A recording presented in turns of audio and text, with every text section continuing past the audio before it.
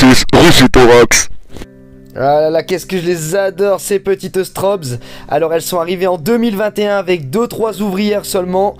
À la fin de la première année, elles vivaient dans leur petite boîte et dans leur petit tube de fondation, fidèles aux fourmis. Et regarde, après une petite année, nos petites australiennes sont arrivées à 34 ouvrières après la première année.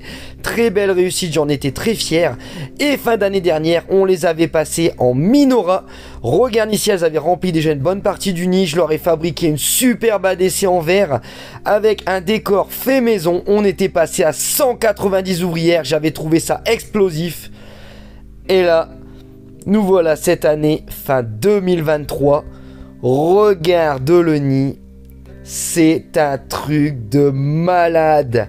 La plus belle réussite de la chaîne. Et là, je pèse mes mots. Une espèce hyper rare. Personne de mémoire a réussi à l'élever avec autant d'ouvrières.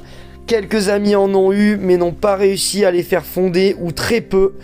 Et là, regarde, et regarde cette ADC. Il y en a de partout. Post-diapose, on va encore devoir faire une extension énorme pour elle. On va leur prévoir une belle cuve et un double nid, pardon. On va devoir doubler tout ça. Regarde ces strobes. Cette vidéo est en vitesse réelle. Elles ont vraiment une démarche saccadée, stromboscopique. À la moindre frayeur, elles se mettent à courir dans tous les sens, mais en faisant des petits arrêts toutes les millisecondes. Ce qui leur donne cette démarche si particulière. Donc c'est une très belle espèce qui nous vient d'Australie. Et là, après le décompte, on est à au moins 1500 ouvrières. C'est un truc de dingue. Alors ce qui est très bien avec cette espèce, c'est qu'elle fait environ 4 mm. Donc elle est très petite. Donc elle se comporte très bien dans des bons petits nids. Malgré leur quantité énorme, du coup, il n'y a pas besoin d'énormément de place. Regarde ici, une simple Minora fait l'affaire. Bon là, l'année prochaine, on va devoir augmenter ça parce que si madame continue à charbonner, regarde, il y en a une qui s'est sauvée ici. On va essayer de la choper. Regarde la vitesse de ces petites fourmis. Pour les attraper, c'est pas facile. Elles sont très rapides. Alors, c'est une espèce qui nous vient, comme je te disais, d'Australie. Très rare à l'importation. Pour en avoir, il faut se lever tôt, les amis. Elles sont magnifiques. Regarde-moi ces couleurs. Il y a qu'elles qui sont comme ça. Franchement, orange, tête noire, le cucu tout noir aussi. Elles sont magnifiques. Alors au niveau de leur nourriture, elles sont très peu friandes de nourriture vivante. Elles sont vraiment pas agressives. Elles n'ont pas d'aiguillon, rien du tout. Donc par contre, elles raffolent énormément de nectar. Ça, tout ce qui est miella, liquide sucré, c'est vraiment la base de leur nourriture. Bien sûr, elles rechignent pas devant une blatte morte, elles sautent dessus, hein. Mais elles sont vraiment plutôt branchées liquide sucré, celles-ci, hein, les reines du diabète. Alors on va passer dans le nid en mode macro. Comme tu peux voir, en cette fin d'année, j'ai encore énormément de grosses larves. Alors j'ai quasiment plus de cocons, vraiment dans tout le nid, il m'en reste peut-être 3 ou 4. Tout a été ouvert récemment pour faire une explosion dans la colonie. Regarde ici des trophalaxies, en veux-tu en voilà. Parfois à 3 voire à 4 ouvrières, elles partagent leur pitance, mais comme de fou. Que te dire de plus? Eh bien madame Lagine, elle se porte très bien. Elle bombarde, je m'attendais pas à ça. Quand je regardais un petit peu les commentaires sur elle, les informations, on m'a dit quelques centaines d'ouvrières.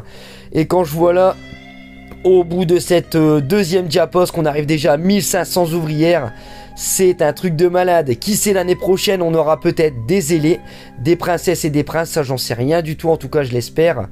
Que te dire de plus, hein, comme quoi elles sont magnifiques.